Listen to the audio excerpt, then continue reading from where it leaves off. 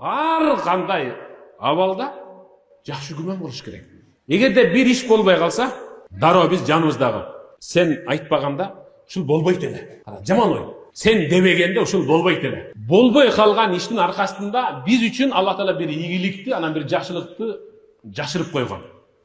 Болбой калган иштин аркасында биз үчүн эң мыкты ийгилик бар. Жакшы ой болуш керек. Кээ биркилер бар 8 жыл, 10 жылдан бери баласыз, перзентин али жуктай элек. Уулуңуздар бар 2-3 жолу үйлөндү баласыз болуп. Кызыңыздар бар 2-3 жылдан турмуштан чыкты бала көрбөй. Да бирөөлөр бар чыдап эле келе жатат 10 жыл баласыз. Бирок жашап келатат.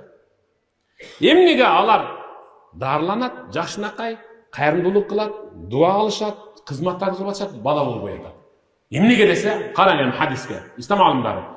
Аллах аларга перзентти азыр берсе, алардын жашоосу ушунчалык бүт чыты чыгып бузулуп, арам жашоо аралашып кетерин билгендиги үчүн Аллах аларга перзентти кечирip берген атат.